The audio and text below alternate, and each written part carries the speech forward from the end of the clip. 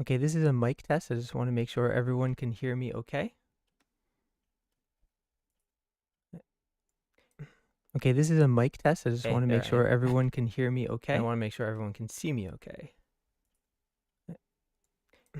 Okay, this is a mic test. I just want to make sure everyone can hear me okay. I want to make sure everyone can see me okay.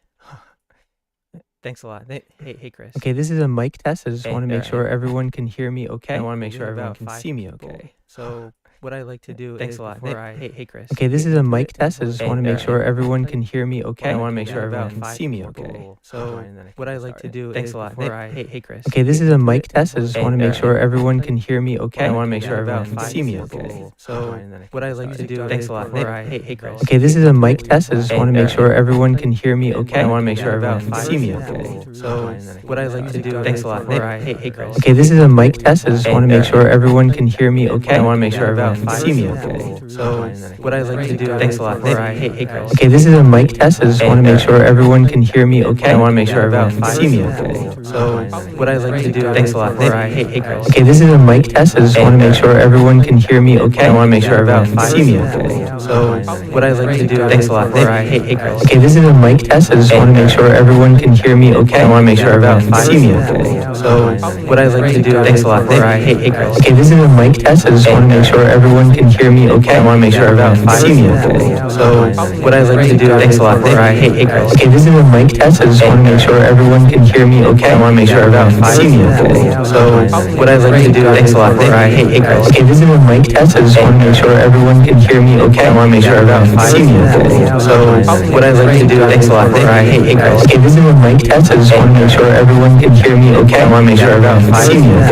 So what I like to do is hey, Chris. Okay, this is a mic test. I just want to make sure everyone can hear me okay. I want to make sure everyone can see me okay. So what I like to do is hey, Chris. Okay, this is a mic test. I just want to make sure everyone can hear me okay. I want to make sure everyone can see me okay. So what I like to do is hey, Chris. Okay, this is a mic test. I just want to make sure everyone can hear me okay. I want to make sure everyone can see me okay. So what I like to do is hey, Chris. Okay, this is a mic test. I just want to make sure everyone can hear me okay. I want to make sure everyone can see me okay. So what I like to do is hey, Chris. Okay, this is a mic test. I just want to make sure everyone can hear me okay. I want to make sure everyone can see me okay. So what I like to do is hey, Chris. Okay, this is a mic test. I just want to make sure everyone can hear me okay. I want to make sure everyone can see me okay.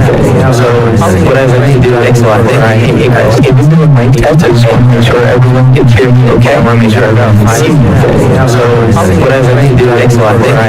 Okay, this is a mic test. I just want to make sure everyone can hear me okay. I want to make sure everyone can see me okay. So what I like to do is hey, Chris. Okay, this is a mic test. I just want to make sure everyone can hear me okay. I want to make sure everyone can see me okay. So what I like to do is hey, Chris. Okay, this is a mic test. I just want to make sure everyone can hear me okay. I want to make sure everyone can see me okay. So what I like to do is hey, Chris. Okay, this is a mic test. I just want to make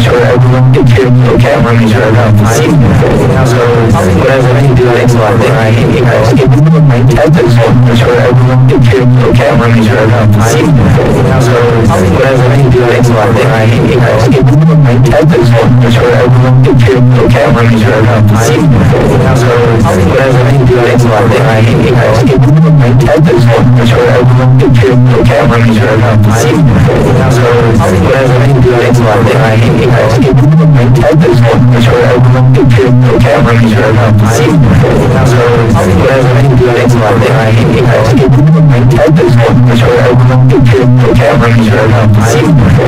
So what I like to do is hey, Chris. Okay, this is a mic test. I just want to make sure everyone can hear me okay. I want to make sure everyone can see me okay. So what I like to do is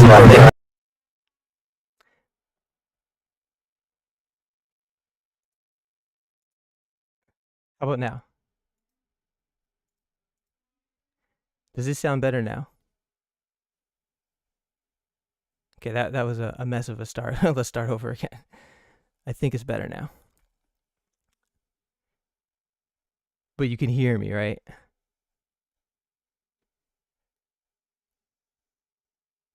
Okay, sorry about that. Let's start over again. Well, at least during that time, more people joined, so disregard that intro. I think there was feedback. Okay, perfect. Just glad that I solved that right away. Okay, wonderful. So I was going over the prototype. Let me get back to that real quick. And yeah, as I was saying, the prototype is something that Hey, let me get it open. Yeah, the prototype, I'm going to focus a lot on the ribbon that you see up here. So it's going to be very, very easy to know where everything is. I want to focus on a Microsoft ribbon style navigation, just so that Music Jotter is supposed to be an easy to use tool, professional tool, but very easy to use. So I feel like a ribbon will show you exactly where everything is. Very convenient to use. So that's my goal, is to make this prototype look like what I'm creating for the cloud. So I'm starting Music Jotter, developing it on the cloud, just so it's easier to show and demonstrate what this product is. But it's not going to be just a cloud product, as I said in my first live stream. This is going to be a fully fledged music notation product for the cloud. But also, if you want a standalone product, it's also going to be a standalone product as well. So that's my goal. Cool. All right. Let me start the presentation. I think we have enough people. Okay. So again, the whole idea for this second live stream, I did the first one about a month ago. The whole goal of this live stream is to just tell you what Music Jotter is. Refresh or a little refresher on what Music Jotter is. Why am I running a Kickstarter campaign? I want to talk to you a little bit about pricing, because the pricing is pretty good deals for what this product is going to be. Talk to you about traction, because traction is important.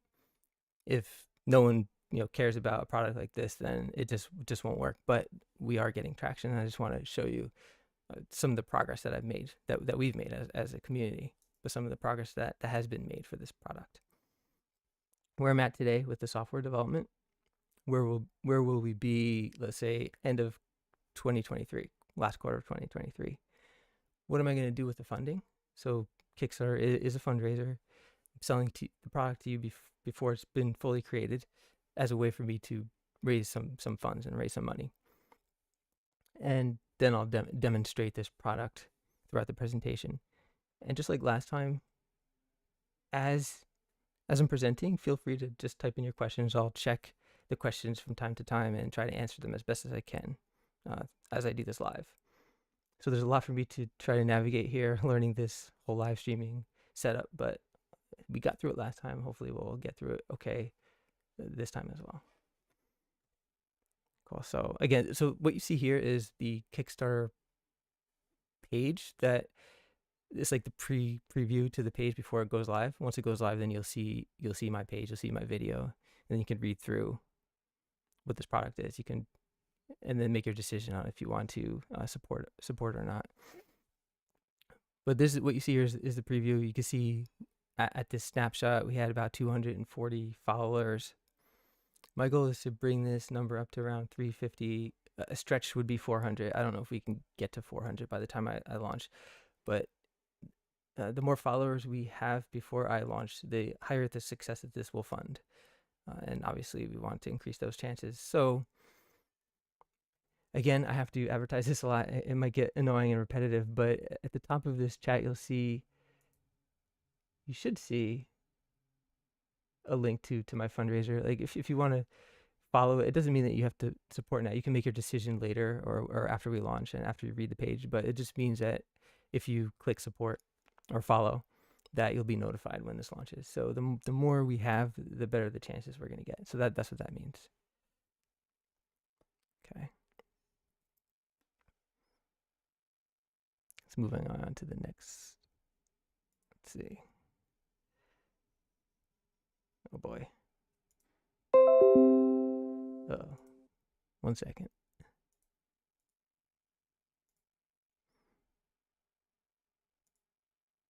Okay, here we go.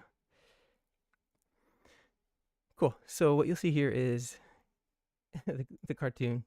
I don't know if I'll have the full cartoon by the time that we launch, but I have a little clip of the cartoon that I'm able to show you, and it just shows you my frustrations with this industry, the frustrations of trying to you just want an easy to use software to write music. Like that's what this is trying to show you. So it's just something a little fun. Hopefully I'll get the full thing out, but we'll see. So who am I? I'm a composer and an engineer, and I feel like that's a good combination to have when someone is leading a project like this. You're going to want to have someone who has experience in both composition and engineering, and I fit that profile. So many years of experience in composition and also programming as well. So I understand all of the issues, or a lot of the issues, and I know who to go to talk to about like what some of the issues are. So I understand the issues in this industry, and I feel this is why I'm qualified to run this initiative. So the combination of that plus being a composer and an engineer puts me in the position where I can try to help solve some of these problems. So then I decided to build an easy to use, accessible music notation software that also helps you nuance your music. So nuancing music, writing music is more than just putting notes down in an editor.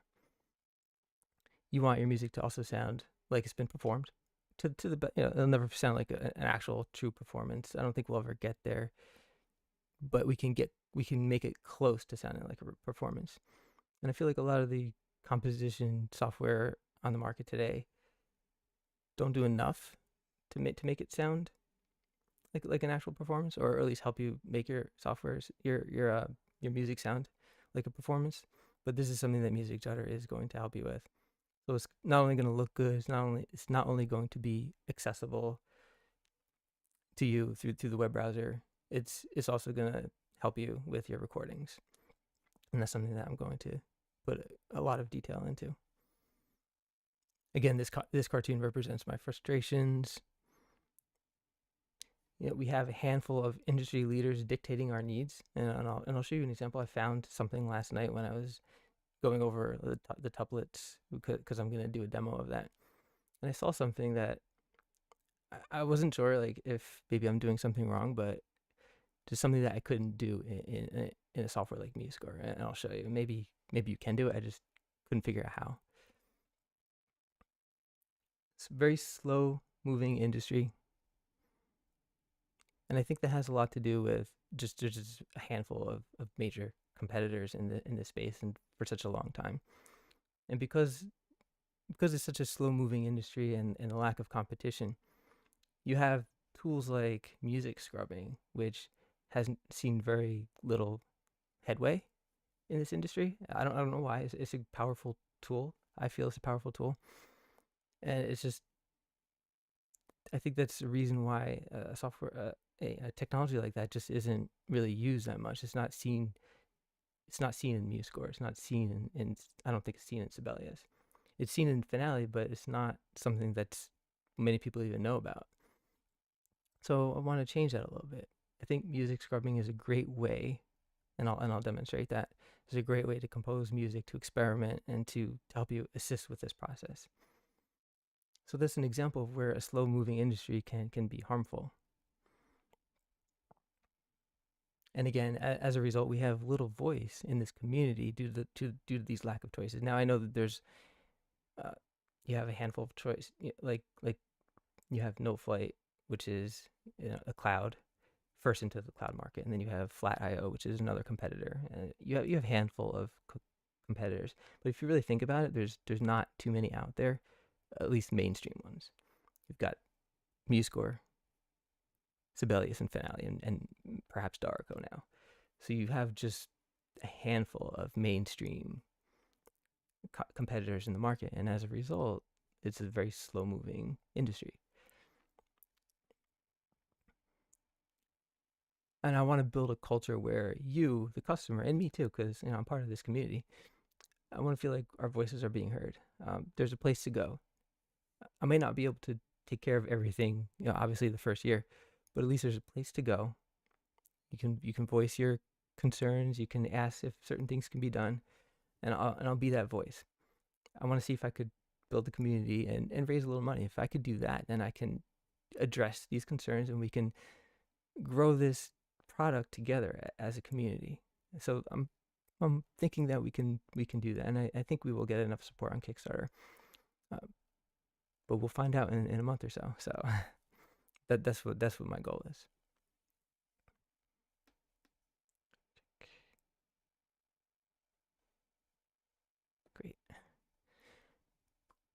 Okay, make sure you can see this presentation. You can see it, right? Yeah. So this is the next slide, which is talking about Kickstarter and what it is, because I think most of you should by now know what it is, but some of you may still not be sure what I'm doing. You know, like I want to sell this product, but it's not ready yet. It's not ready right away. Hey, Paul, thanks for joining. So Kickstarter, what is it? I basically decided on a Kickstarter. I wasn't at first going to do it. I was going to try to raise money through traditional methods, through an investor. But I decided against that because one of the things is I wanted to maintain control, at least maintain control in the beginning. I want to turn this into a company. I actually did register it.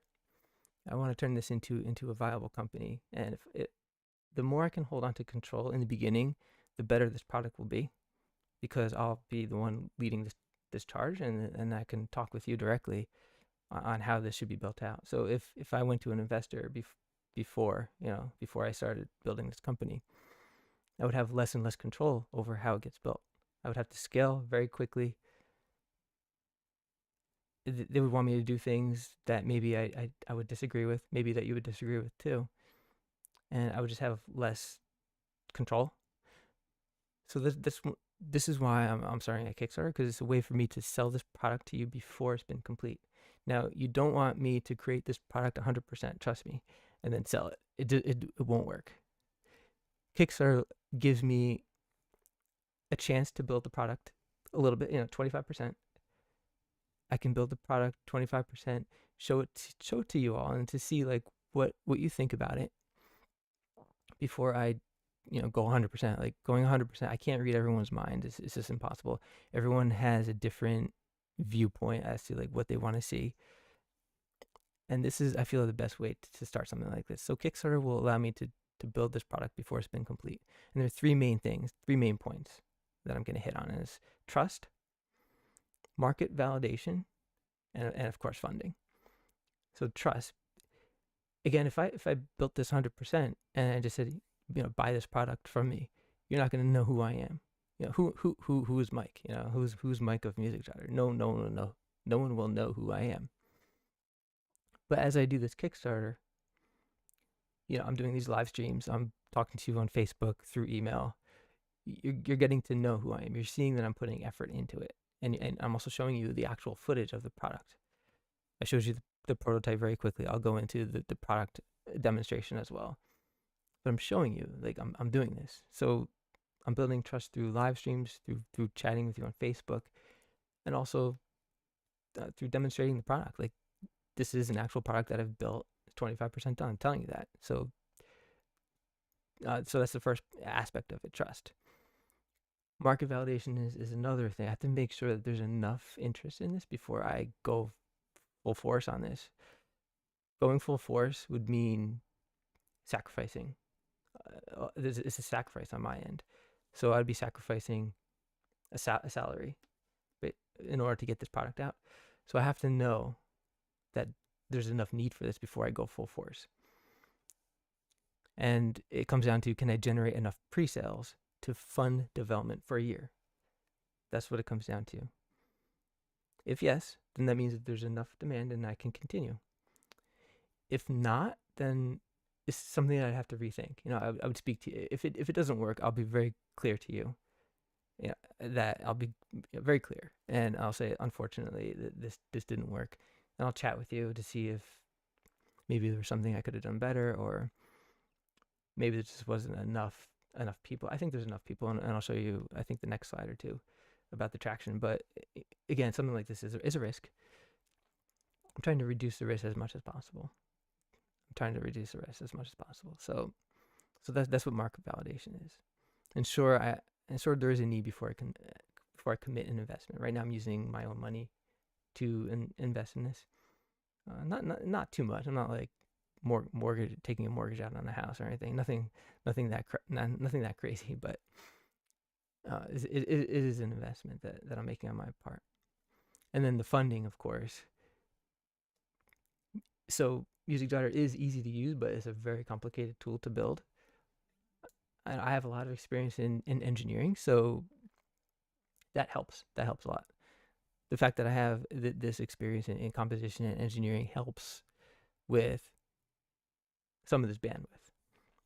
And I can use that experience to hire other people. Like if I have the resources to hire other people and simplify. Like I'm really good at simplifying things. So I can simplify the process, focus in on what's needed. And as long as you don't lose focus, something like this can be done as long as you have the right people leading a project like this. And I feel like I'm the right person for this. Again, we got to see if there's enough resources though. So just for fun, like the current state of this program, what I'm showing you right now is around 20,000 lines of code, and that's with using techniques that will take, let's say, 15 lines of code into one-liners. Like I apply that technique a lot. So around 20,000 lines of code, and this is with me simplifying it as much as I could. And let's say after a year, let's say once I release this product and at the end of 2023, let's say it might be double, like 40,000 lines of code or 50,000 lines of code. So this is to give you an example of like the amount of lines of code there is. And then a fully mature music Jotter, let's just say like we're at the Sibelius level or the finale level finally, or more that, you know, we're trying to get more than that, right? But I'm just trying to tell you, like the mature level, that could be about 500,000 lines of code. The language that yeah, so what language is this currently written in? It's JavaScript. Yeah, JavaScript. So it's on a Node server, Node.js, and it's written on backend Java and JavaScript, not Java, backend JavaScript and front end JavaScript. So it's a pretty cool system. It's fun. It's a fun project to do, but it takes a lot of attention to detail when doing a product like this. So if anyone is a JavaScript programmer, let me know. Or if you know of anyone who's a JavaScript programmer, because if this thing does fund, I will have to look into, you know, building a team. I might do like freelancers. I'm not sure yet. It depends on how much is raised. Okay, move on. All right, pricing. So this is important because at Kickstarter, like if you're gonna buy this product before it's been finished, there needs to be something in it for you, right? Why would you buy something that's not even finished yet if there's nothing in it for you? So we're gonna talk about pricing. This product will be premium. It'll be a premium grade product. I'm gonna start on the cloud. It's gonna start on the cloud just because it's easier to sell and easier to demonstrate. But I also want to make this also a desktop solution as well. So it'll be accessible, you know, more accessible on the web. You can use it on your Mac, use it on your Windows computer. It should work on an iPad. I just have to test it for touch controls. I think even now, if you were to go on your phone or on your iPad, you might be able to see the score. The scores should be read only even today. Like you should be able to go on it. And this is with me not even doing heavy testing. You won't be able to add notes at this point in a phone, but that's something that I can take care of. That's not too much of an issue. So this will be a product that can work on many platforms. So that's a huge selling point right there. But the point of this live stream is not to go over all the competitive advantages. It's to go over about, you know, the pricing, Kickstarter. If you want to see the competitive advantages, we can watch my last live stream. Everything is timestamped. So a mature music genre will have competitive pricing. That's why you want to maybe consider getting in now. The cloud-only version is most likely going to always be a subscription. But with Kickstarter users, you can waive that subscription fee. So again, another reason why you'd want to get in now as an early adopter. It is going to be more expensive than Noteflight and Flat.io. So there's that as well. it will be more expensive than them because this is a professional grade product. I'm going to put people who are specialized into developing this product. See, No Flight is owned by Hal Leonard, so it's like a smaller subset of a bigger company. So they're not as focused on this, on something like this. But whereas me, like, I would only focus on this specific product. So and that makes a big difference. That makes a big difference because I'm putting all the resources into this product. And there will be standalone versions. So, in an ideal world, the standalone version will also include the cloud. And it might be the only option where you can remove the subscription fees, but it'll be a more expensive option. So those are for people who may have a little extra money but they want the standalone version plus the cloud version. So let's get into the actual prices. I'm gonna change the view a little bit.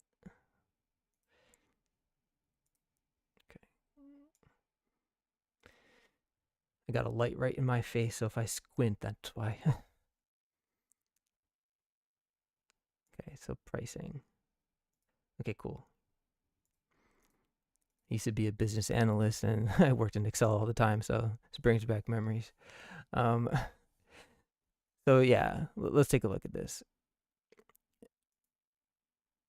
So right now we have three main options, and I'm still thinking about a fourth. I'm not sure yet. I'll ask you what you guys think about like a fourth pricing option. I didn't want to confuse people though. So we have three main options: a 1-year subscriber, a lifetime subscriber, and then a lifetime and standalone subscriber. So let's go over what the cost would be. So if you want the 1-year subscriber reward in Kickstarter, it'll cost around $147. But what would happen is every year after, if you want to continue, you will have a $6 a month lifetime fee. So that's the cheapest option for like a couple of years, and I'll show you how it doesn't make sense after a couple of years. Like if you're a long-term user, it won't make sense to purchase this unless you're really tight on cash, which is understandable.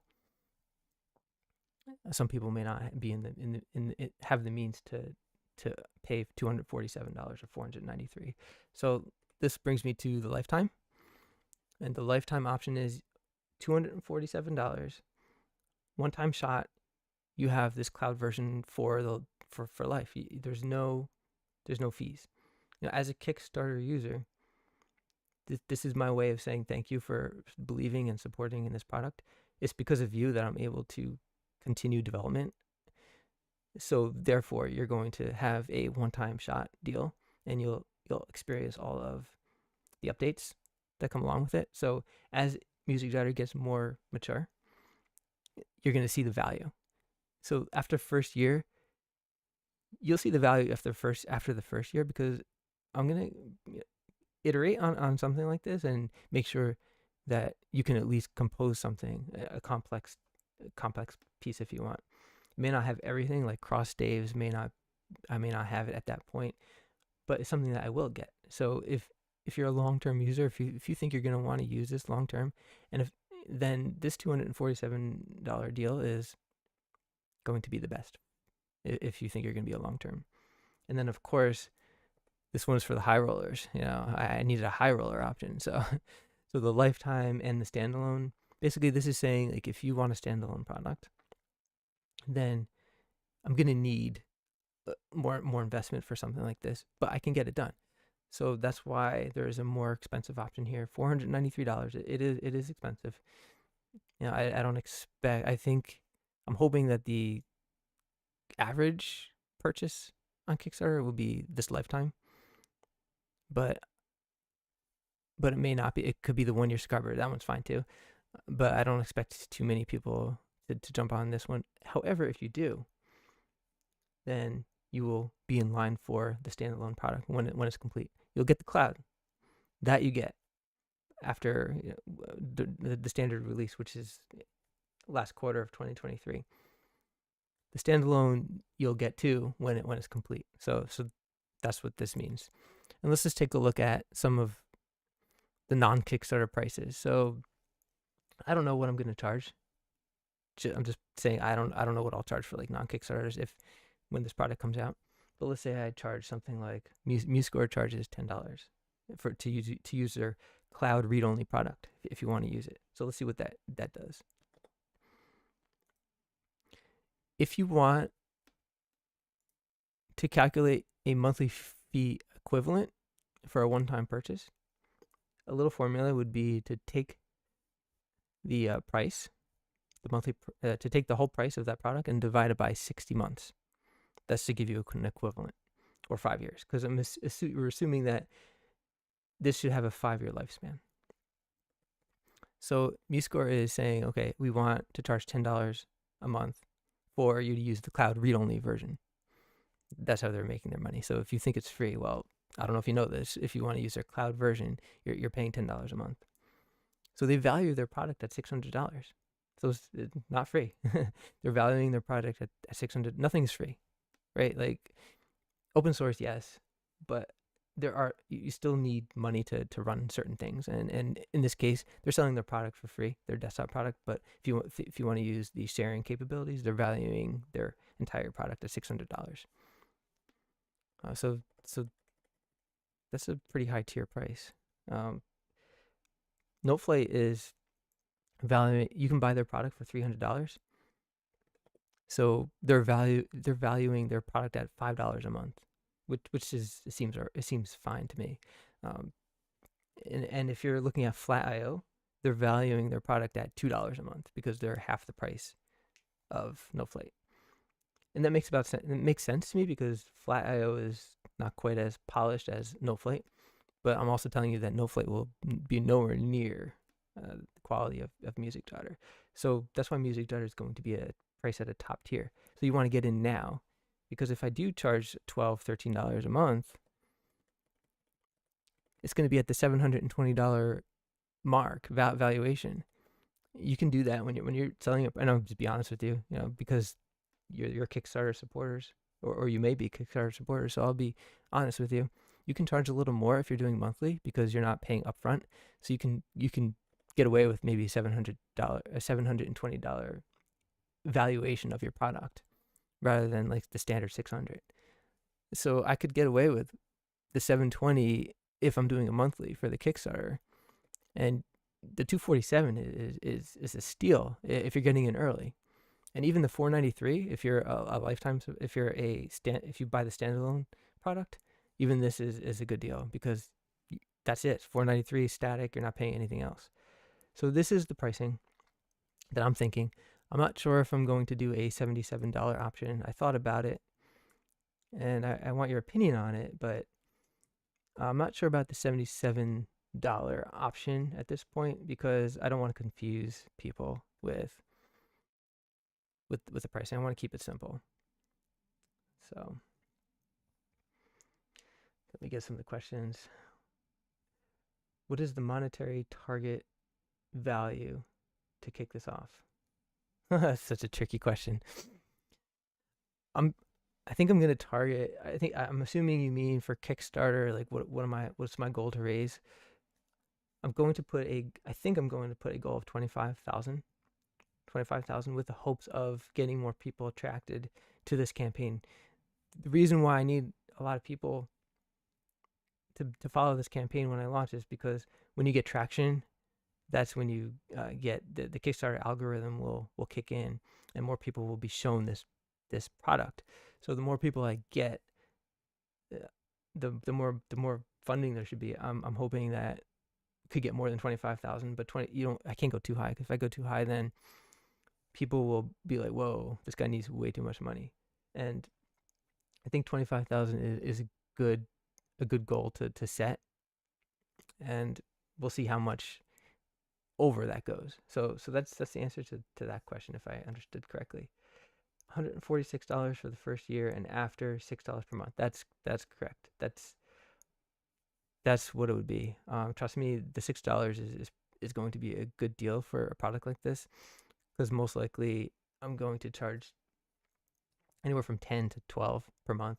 Don't quote me on this because I don't know what future me is going to do.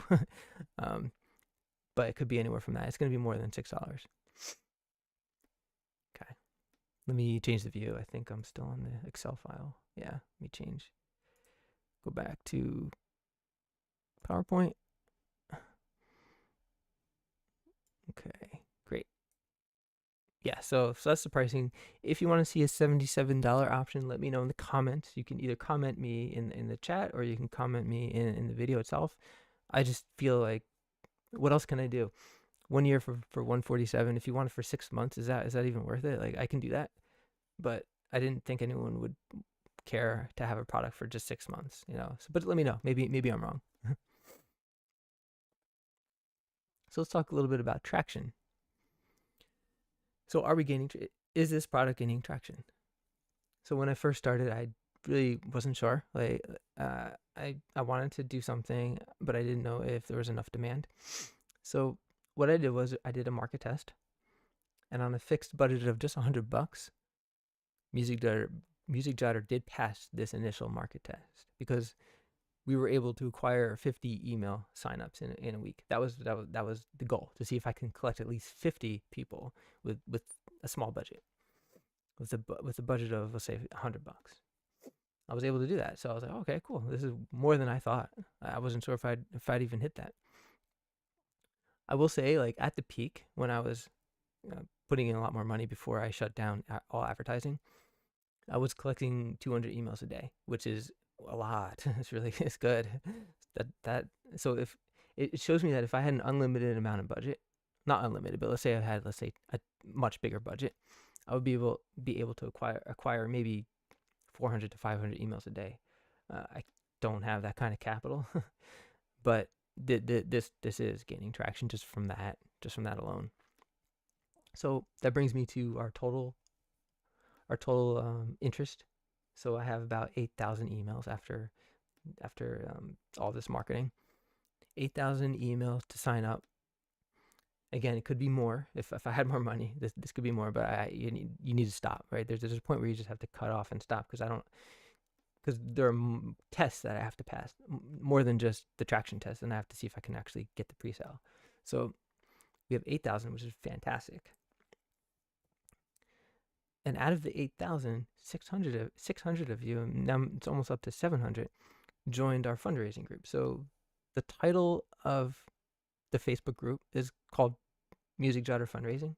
It's not the most attractive name, but I did that for a reason. I did that because I wanted you to know that this is a product that is looking to raise money. It's 25% done, but I'm looking for a little bit of help.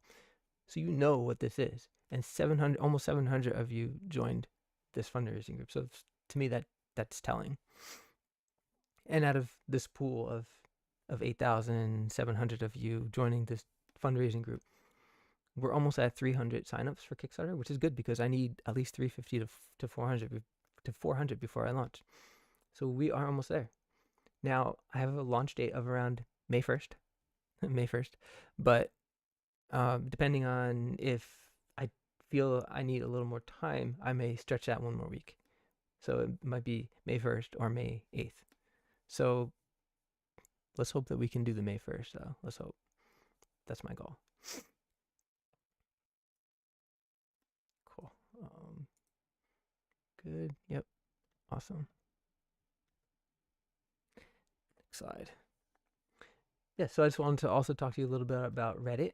So I'm doing some advertising on Reddit as well, and there's a decent amount of traction on Reddit too. So MuseScore seems to work on certain platforms. Works on Facebook pretty well. Reddit seems to be working pretty well as well. YouTube is good for the live streams, because then I can bring you guys together. I could record this, look at the live chat, and answer your questions in real time. So YouTube is a good way for me to do that. But Reddit was definitely a shock. And I just want to show you some of the questions. I'll answer some of them. I'll try to go through these quickly, but these are some of the questions posted on Reddit. And let's check it out. Someone to say, like, utilities exist on the web, but they're very basic. So yeah, that's true. There are a lot of, like No Flight, for example, it exists for the web, and he doesn't make a point that they are basic. But again, just because a product does the very basic function, it doesn't give it the right to hold like a dominant space in this industry. It's just that no one else decided to take on a project like this until I came into the picture.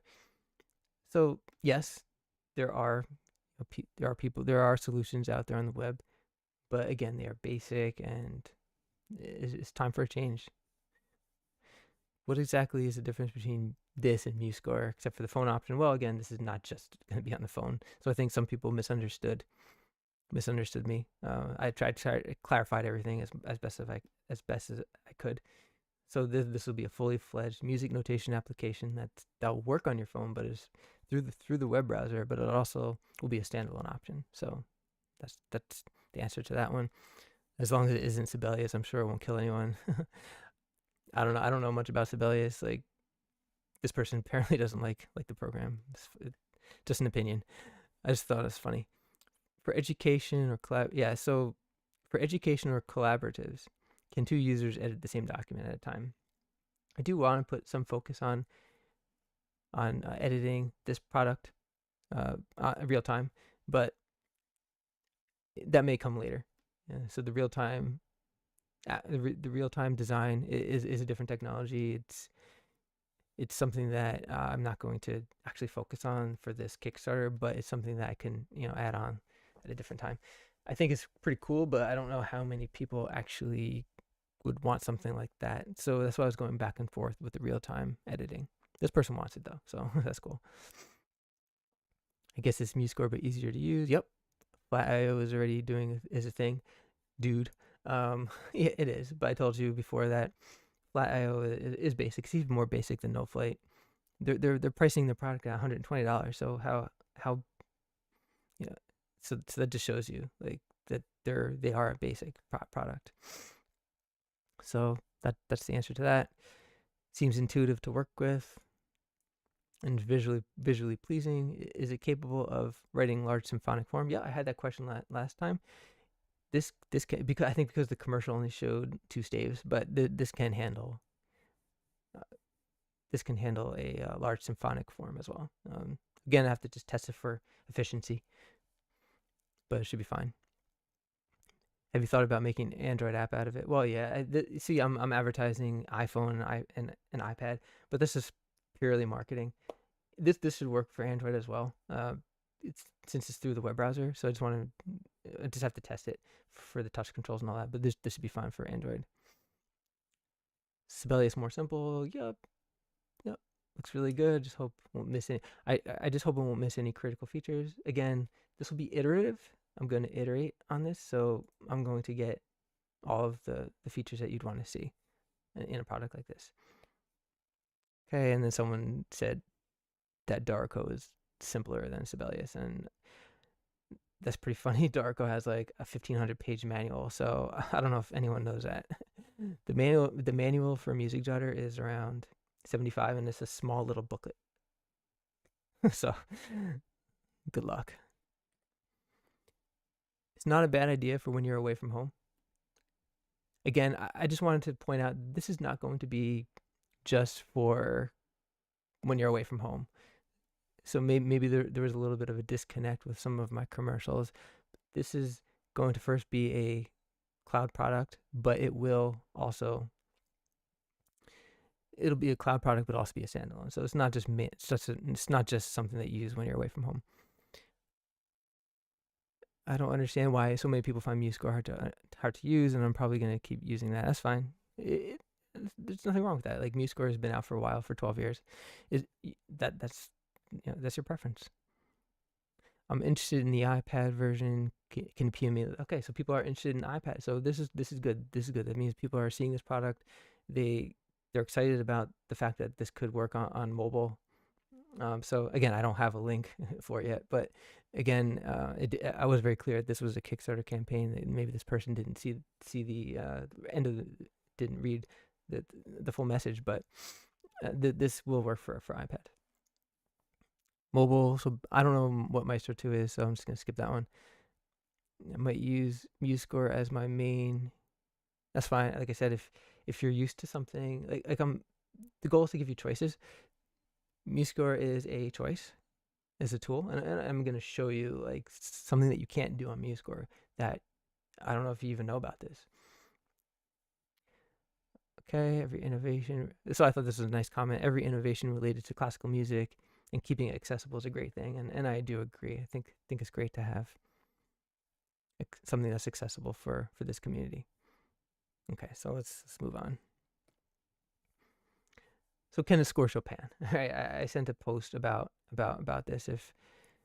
If it can score Chopin, then it passes the viability test.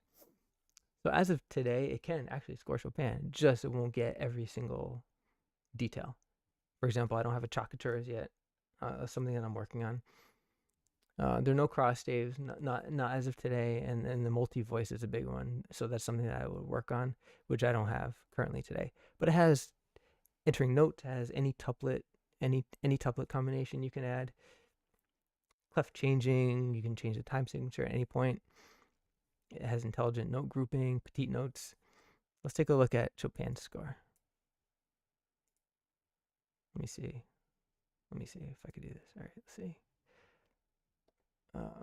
Chopin, can you think you can see this? Yeah, cool. So let's just take a quick look. I'm not going to go through the whole score, but if you can see, let me to make sure you can see this. Yeah, okay. You can see like there's slurs here that, you know, Music Jotter will definitely handle that. It doesn't today, but it will. Dual voices is very common in a score like this. Something that will be fine in Music Jotter.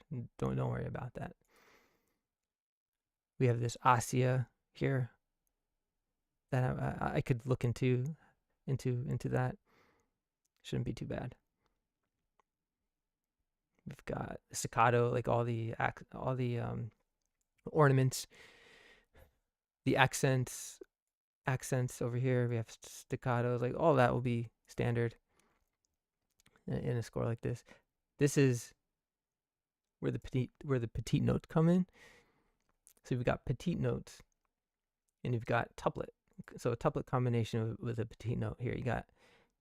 You have 18 notes, right? So this is 18 notes for every 3 quarter notes in the 6/4 time. And this is something that MuseScore can't do. This is an example of something that MuseScore can't do. I tried, and it just gave me an error. It said, cannot do this ratio. And so if you were to go to like the people at MuseScore and say, this is an error, I think that they might come back and say, this is working as designed. So you'd be out of luck. So so if you wanted to, if you were an advanced composer or professional composer, you can't use MuseScore, or you had to do some kind of workaround, because you wouldn't be able to do something like this, like that I'm highlighting here. You won't be able to do it. Okay.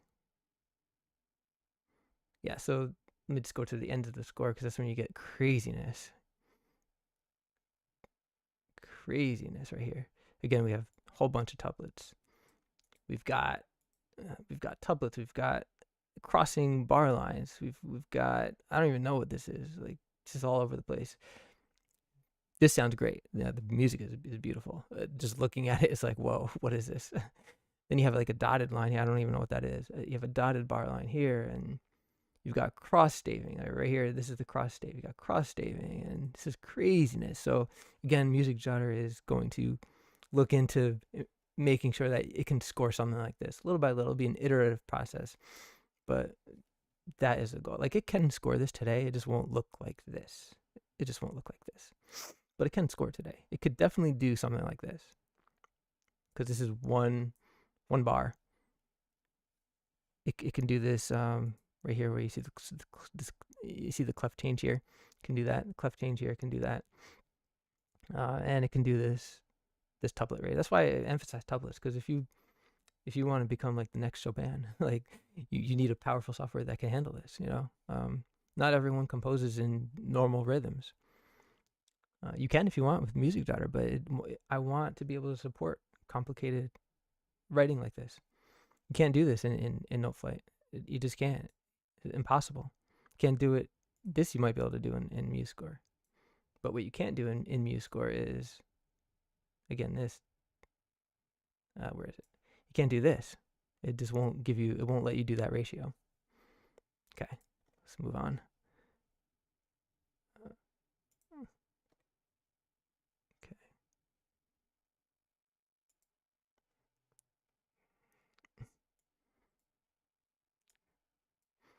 Okay, back to the PowerPoint demo. Okay, so that's kind of score Chopin. Oh, now's a good time for me to show you the Fantasie Impromptu, which I scored in Music Jotter. So let me show you Music Jotter now.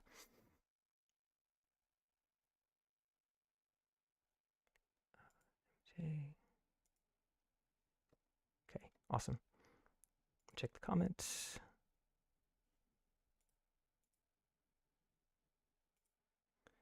Awesome. Okay, yeah. So I think a lot of people want to see like Music Jotter now. So here I scored like the first 15 measures of Fantasie Impromptu, just because I wanted to show you like a real world example. And you can see I'm using the tuplets here that Chopin used for his Fantasie Impromptu. The left hand is using sextuplets, and the right hand is normal rhythm in 4/4 time. So Music Jotter easily can do that. You just click on this shortcut here, and you start composing. Really easy to do. Like that. It's very simple. You don't have to go through menus. If you mess up, you just right click and then you can just continue going. You don't have to worry about like, oh, if I mess up now I have to go through the whole menu again. Nope, not with Music Jotter. Very easy to do. So it took me 15 minutes to score this. Very, very quick, 1 minute per measure. Very simple. So yeah, this is the Fantasie Impromptu. Let me just show you some different views, because views are also important, right? So if we're gonna do page size, let's say 2000 by 2000 view, you can do that with Music Jotter. You could show someone this score at a 2000 by 2000 view. Now, if I want to scale it down, I can do scale of 50%. So you can see more of the score in one shot. And then I can also make the spacing of the note. I can control the spacing of the notes. So if I want to make them tighter, you can do that on the fly. Or if I want to make them wider, you can do that as well. So you can fully control the score, and then you can also send it as a PDF with a link. So you can copy this PDF link, you right click, copy the address, and just send it to someone, and they'll download the score right on the fly. And you can do the same thing with the MIDI file.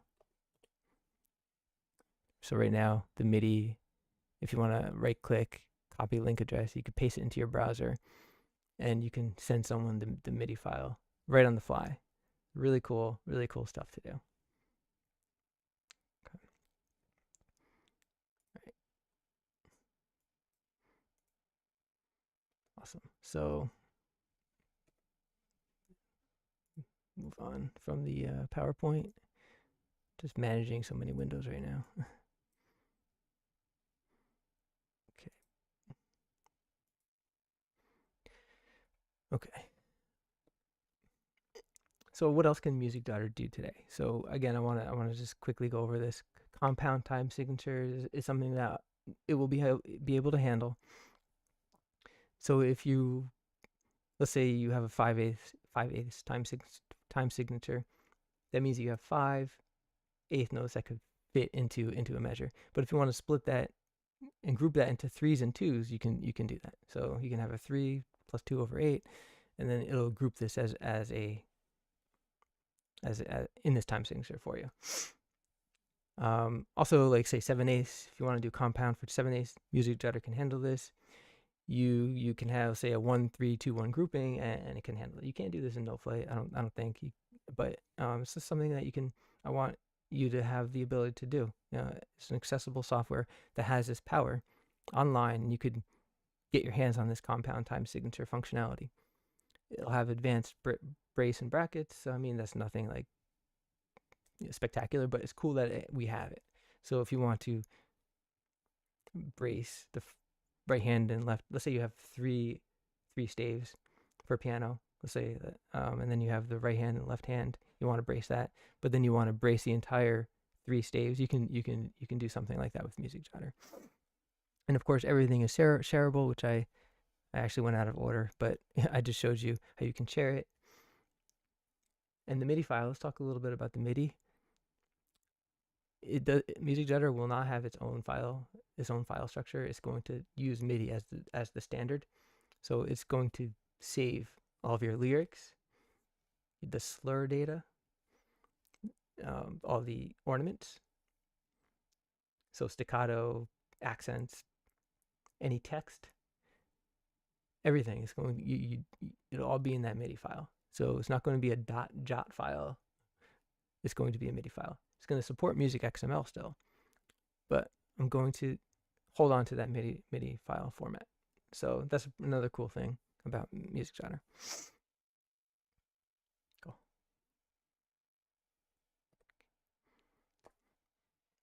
Before I talk about that, let's do some of the demo. I did this out of order. Let me do the Tuplet demo.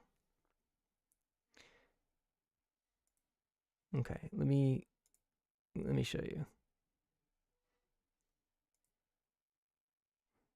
Oh, I have to change the view. Oh God, don't forget to do that. Okay, hang on.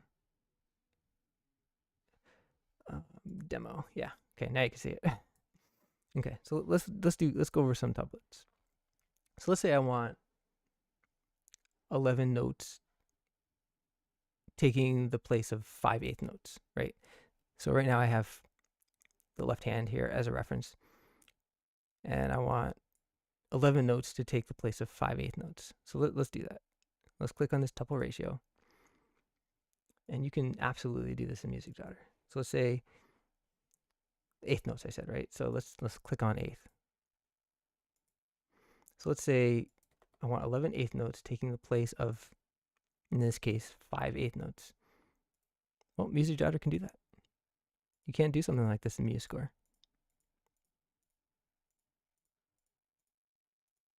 Yeah. So when I refresh, it's going to space the notes just to make it a little easier to see. So you can see 11/8 notes in the place of 5.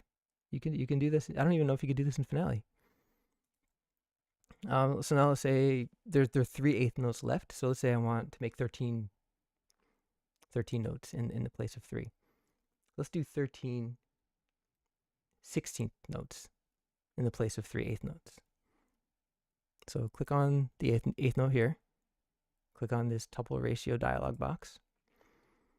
Let's say 13 16th notes for every 3/8 notes. It's very clear on what you're doing. 13 16th notes for every 3/8 notes. Click on OK.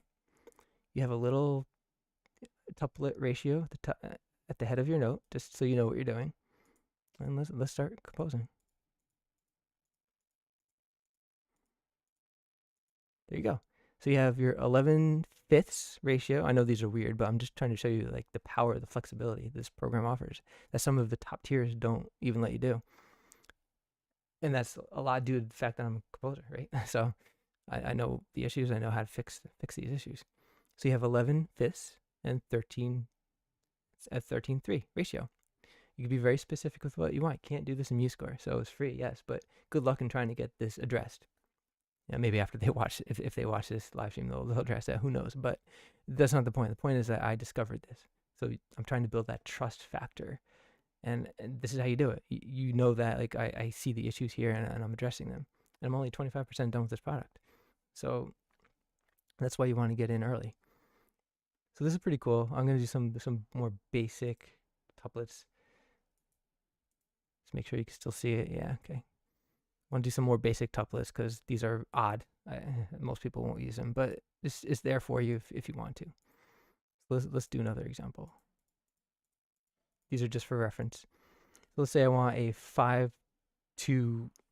Let's say I want a quintuplet, but at a 5-2 ratio. Okay, so let's do this. 5/8 notes for every 2/8 notes. Click OK, and this should, yeah. I'm doing this on the spot, so I didn't even test it. This is fine. Yep. So this will do 5 to every 2 eighth notes. I'm just gonna go through all this. Let me refresh to space it. You can see it honors it. So we're doing a 5 to 2 ratio, 5 eighth notes for every 2 eighth notes. This program honors your request. MuseScore doesn't. It won't let you do it. 5 for every 2 because it's odd. And another problem with MuseScore is every time you click on, let's say, a triplet, it keeps decreasing the duration. So, I mean, I know the reason why they're doing it, because if you click on a quarter note, so we know that 3/8 notes equal a quarter note. So if you click on a quarter note and then you go into MuseScore and then you add a triplet, it converts that to an eighth note. But then if you want to keep adding triplets, eighth notes, it keeps decreasing the duration. It makes it unusable, in my opinion. So if you're Chopin and you want to compose a Fantasie Impromptu, you have to keep clicking a quarter note in order to get your eighth notes every single time, which to me that's counterintuitive. So Music Jotter doesn't do that. It allows you to hold the tuplet that you're working with until you're done. It's very easy to use.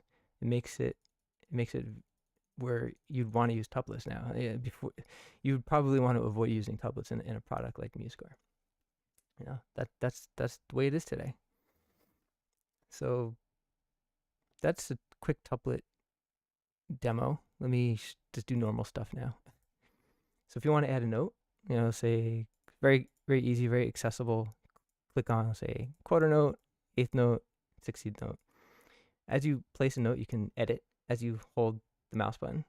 So that's really cool because it's very flexible and very fluid. So left click, drag, and just edit your note. If you want to add a chord, if you hovered below a note, like it locks in place. It just makes it very easy to understand that you're adding a chord. Very simple to do. So there's no you don't have to change a different mode or anything. You can add a chord anywhere you want. Even if you have a non-tuplet and you decide you want to add a chord on a tuplet, it's smart enough to know that this should be a tuplet. So it's very easy to do. All you have to do, you don't even have to change modes here. You can edit. All you have to do is hover over a note and the hand will pop up, left click and drag. Very simple. Anywhere you want. Now this is something that I want to see in my software, in my composition software. Something that's easy to do. I can go anywhere I want, and it's just very clear what I'm doing. If I want to delete something, all you have to do is left click. You don't even have to go into a mode. You just left click and delete for you, and it follows the trail to make it very simple. It's equivalent to using your pen, a pencil and paper. So when you're using a pencil, you write. If you make a mistake, you just flip it over and erase. Very simple. Okay, so those are some of the demos for Music Jotter. Chakachores I'm still working on. I'll also work on the appoggiatores, make sure that's fully functional. And I think that's it. I think I did the tuplet demo. Hopefully you have a better understanding of how to use a tuplet. I think once you see how easy it is to use, it's not an issue. I think these programs make it more difficult than they have to be by saying you can't do this or you can't do that, or it adds a whole bunch of rests in place of your tuplet, and to me that gets clunky. It gets awkward. So with Music Jotter, you won't have to do that. Okay, let's see. I think I'm almost done. I got to wrap it up. It's over almost an hour. So I just want to talk about the funding real quick, and then this should be it. Let's see some of the questions. I wish I had this in music school. Yeah, I was. Too bad I didn't have this out earlier, but it took me a long time to get to this point. So a product like this takes a lot of research and development. Can you play the score as you progress?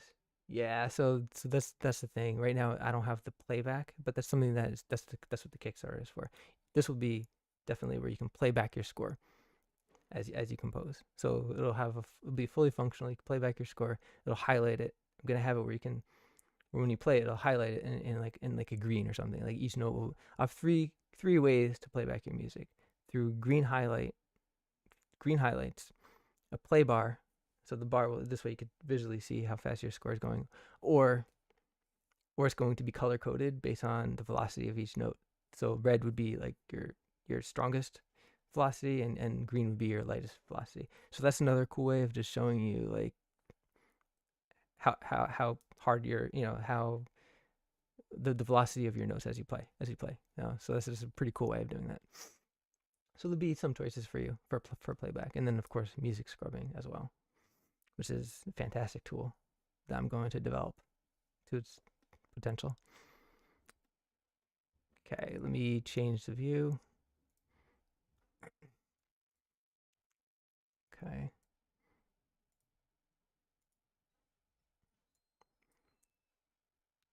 Back to the PowerPoint. I think just one more place. Yeah. So the funding. So again, what am I going to do with the funding? A lot. So stability of this product is going to be of utmost importance. So I'm going to stabilize it test it at a larger scale, test it for the major browser support, fix bugs and glitches, and then of course this will be ongoing. So something like this is always going to be an ongoing process. And then of course I'll be working on features, so notes and rest and entry, making sure that it's flawless as can be. Grace notes, the velocity, the dynamics, playback and sound font integration. So key signature, time signature, compound time signatures, which I already have. It's just I have to code in the UI, the user interface. A mixer view, which is important. So I'm going to work on the mixer view. This way when you update your instruments, you know what track you're on. You can mute and solo your tracks, adding new measures, tracks, braces, grouping staves together, note manipulation, transposing your notes and updating velocity, and then note selection by using like dragging a rubber band across your notes and then processing that selection. So something like that will be standard. And copy and paste, of course. So that's what if you're curious like what the funding will be used for, that's exactly what it'll be used for. So yeah, I think this should conclude it. Didn't want to go too long. These things always end up being longer than I expect. And then really that's it. So again, I'm trying to build my YouTube channel. If you like it, please like this video. If you want to subscribe to my channel, then that's a big help, because every time I advertise like a new live stream, you'll already know when I add something new. So the more I grow this channel, the better chances I get to getting this word out. I think we're up to like 70 people, 70 subscribers. My first live stream, we were at like 25. So it was working little by little. So that's cool. Again, and also if you want to follow this Kickstarter campaign, the link to the Kickstarter campaign should be at the top of this chat and also in the description of this video as well. So once this video posts, you'll see the link to my Kickstarter campaign. Just want to see if there's any other questions.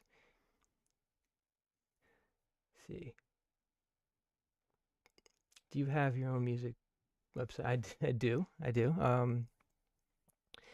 A lot of my music is posted on my YouTube channel, so you can just go through that. I have a playlist, but I also run a website called Young Composers.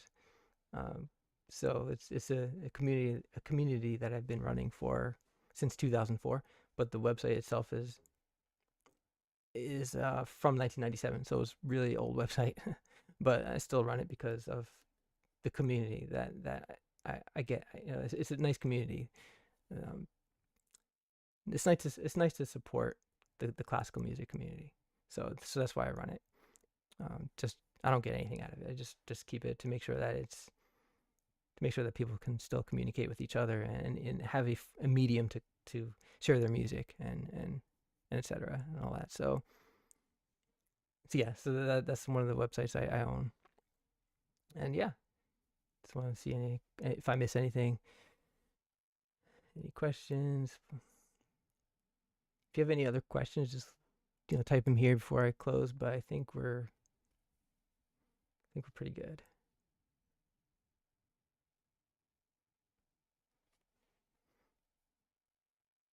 Oh, let's see. I hope you do a YouTube or online course where you teach people how to do a startup. I'm a musician that got into tech and finance, but struggling with starting up my own startup ideas.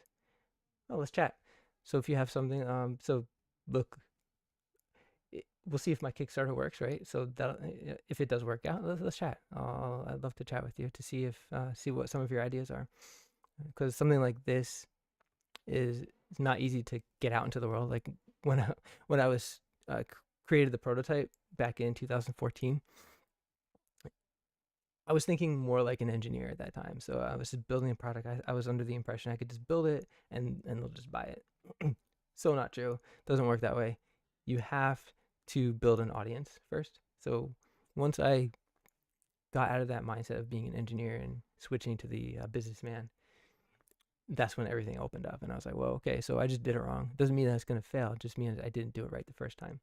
So building an audience is very important.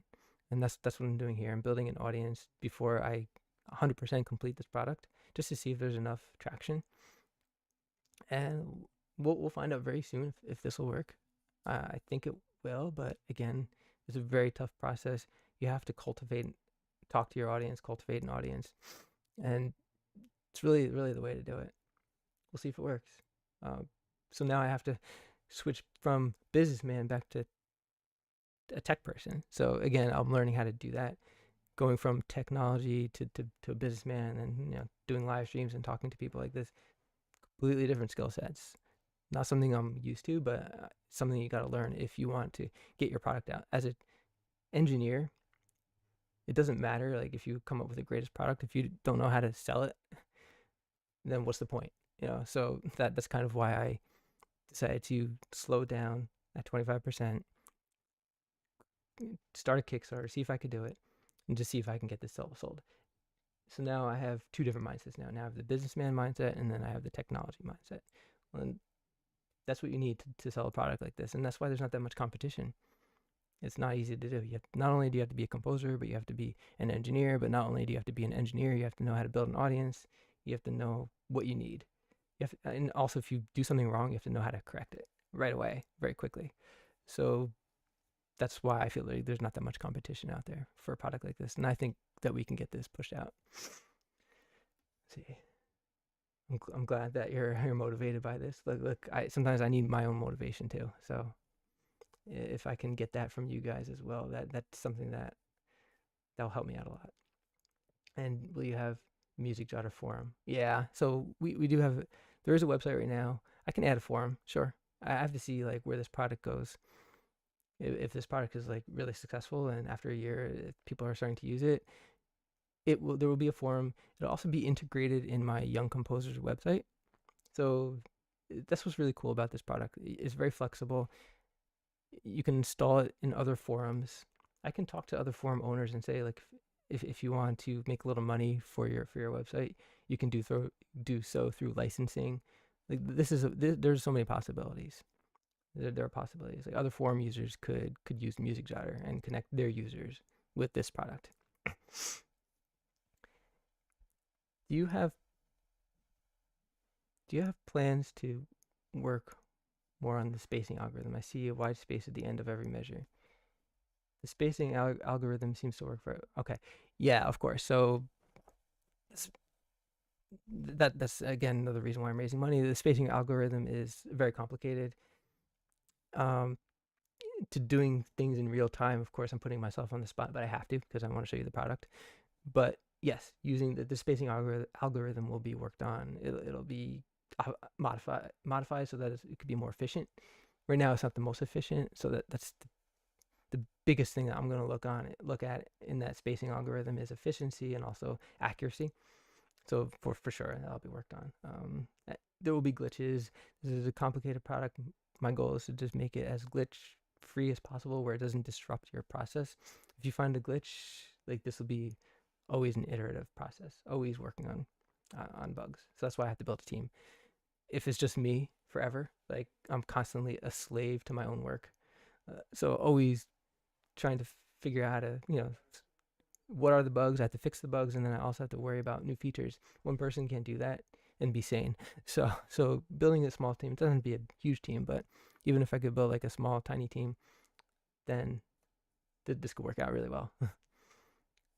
Cool. See if I miss anything else. This is reading the comments from the beginning because I don't know. Very, very possible I missed something. Yeah, the beginning was really bad. Shame on me.